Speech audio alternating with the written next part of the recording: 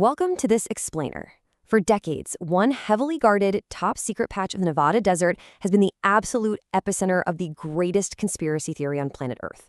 Human beings have always been deeply fascinated by the unknown, right? When we see something that we can't immediately explain, our curiosity pushes us to ask questions, to search for evidence, and honestly, sometimes to create some pretty wild explanations. Today, we're not just looking at a location on a map. We are going to decode exactly how a mixture of extreme military secrecy, Cold War public paranoia, and basic human psychology turned a dry patch of dirt into a massive global myth. We're going to analyze how mystery becomes a story and how that story turns into an ironclad belief for millions of people. So let's just dive right into the massive elephant in the room. Are there really UFOs and aliens hiding out there in the desert? I mean, it's a fascinating blockbuster idea for sure.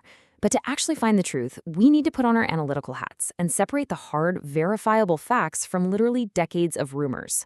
We've got to look really closely at the historical and geopolitical context of the mid-20th century and understand exactly how government secrecy combined with the public's imagination to create a modern legend.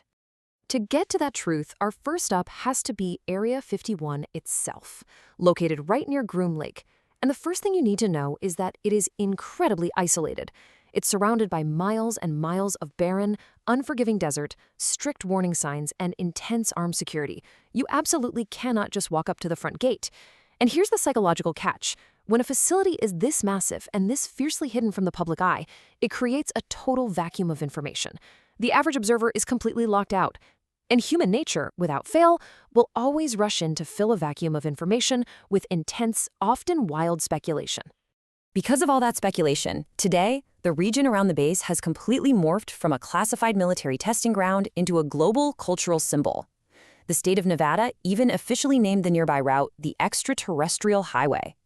Area 51 is no longer just a military installation. It is a permanent fixture in our pop culture. It's in sci-fi films, viral memes, video games, the whole shebang. The popular equation in the public's mind became incredibly simple. Secret base plus UFO sightings obviously equals aliens and a massive government cover-up. But where did this incredibly powerful narrative actually start? Well, to understand exactly why these incredible theories still exist today, we have to travel back in time to 1947. In just a few short months that year, an intense nationwide UFO craze completely swept the United States. Suddenly, reports of strange objects in the sky were pouring in from all over the country. And what made it so highly unusual was just the sheer volume of reports from so many different, totally unconnected places. People were terrified, and they were asking some really critical questions. Are these advanced new Soviet weapons? Are they strange natural phenomena? Or are they visitors from another world? It really all kicked off in June of 1947. A private pilot named Kenneth Arnold reported seeing these shiny objects moving at supersonic speeds near Mount Rainier. He described their bizarre, erratic motion as being like a saucer skipping across water. Now pay attention to this, because the media aggressively grabbed that specific description and inadvertently coined a viral phrase that we still use today, the flying saucer. This was an absolute masterclass in the psychological power of terminology. Because once that phrase was born, mysterious lights in the sky weren't just weather balloons or optical illusions anymore. They were spacecraft, and spacecraft implied alien. And then, just weeks later, the infamous Roswell incident happened. The initial military press release actually claimed they had recovered a flying disc, before they quickly panicked, retracted it, and claimed it was just a standard weather balloon. That clumsy, panicked retraction was literally all the public needed. The media frenzy took strange, everyday debris, like foil and rubber scattered on a ranch, and turned it into a crashed alien spacecraft. The narrative rapidly evolved to suggest the military took those remains to a hidden facility to hide the truth. So the ultimate cover-up story was basically born out of terrible government communication. But here is a really fascinating thought. What if the government actually wanted you to think it was aliens? You have to remember, this was the height of the Cold War. The United States desperately needed an isolated space to test highly classified aviation technology against the Soviet Union. Controlling information was literally a matter of national survival. If they were developing highly advanced reconnaissance aircraft, they obviously couldn't just test them out in the open near populated cities. They needed a place exactly like Area 51, remote, secure, and completely hidden from Soviet spies. Which brings us to a really analytical idea known as the cover story hypothesis.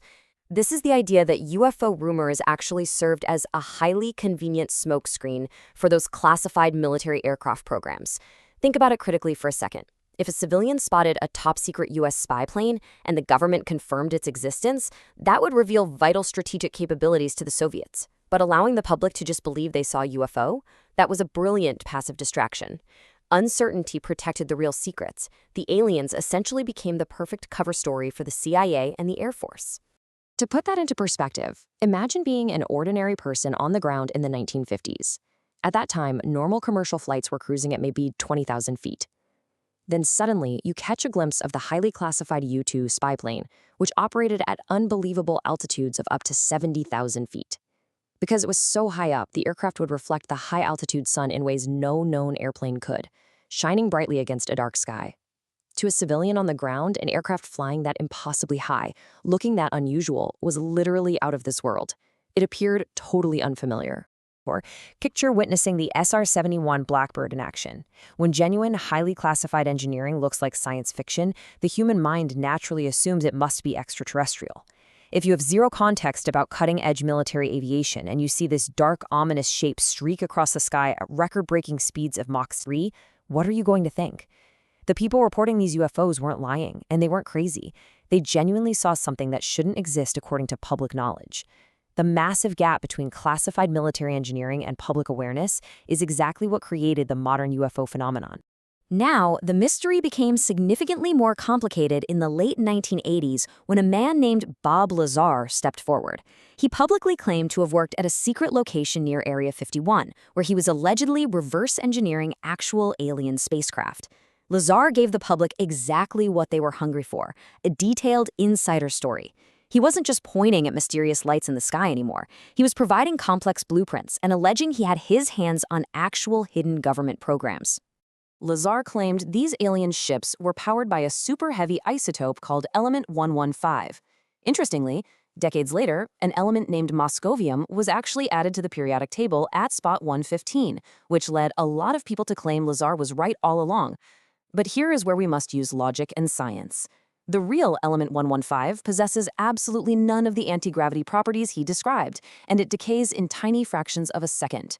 Using scientific terminology does not automatically validate extraordinary claims of alien technology. Fascination, as we must always remember, is not proof.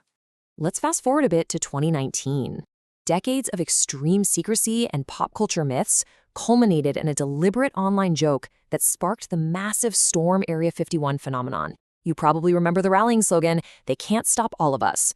It proved how modern internet algorithms can take a historical mystery and amplify it into an absurd global spectacle. Millions of people clicked attending on social media.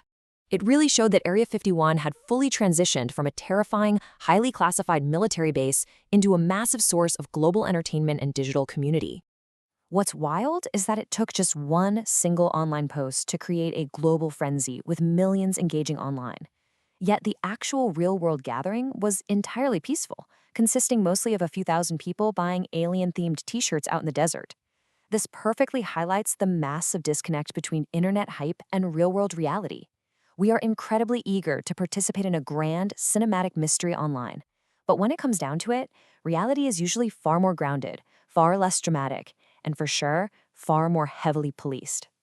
So the crucial takeaway from all of this really comes down to how we use language. The U in UFO stands for unidentified. It simply means the observer doesn't know what it is yet. It could be a classified spy plane, a rogue drone, or just an unusual weather anomaly. The moment we remove the automatic pop culture assumption that UFO means alien spacecraft, almost all of the confusion surrounding Area 51 instantly evaporates. Unidentified simply means a lack of data. It doesn't mean the presence of extraterrestrials. To successfully navigate mysteries like this, we have to clearly separate categories of information. A fact is supported by hard, verifiable evidence, like the documented existence of the U-2 and SR-71 spy planes. A theory is a logical, contextual explanation, like the idea that the military happily used UFO stories as a convenient cover. And speculation is an idea entirely without proof, like aliens living in underground bunkers. Remember, a sensational story doesn't magically become a fact just because millions of people repeat it on the internet. As we wrap up this explainer, I want to leave you with a final challenge. How will you apply this framework of critical thinking the next time a viral conspiracy crosses your feed? Curiosity is a beautiful human trait, and we should absolutely remain curious about unanswered questions. But we must demand hard evidence before accepting extraordinary explanations. The true history of Area 51, of pushing the absolute limits of Cold War engineering in total secrecy, is actually far more fascinating than the science fiction. So stay curious, stay skeptical, and always keep asking the right questions.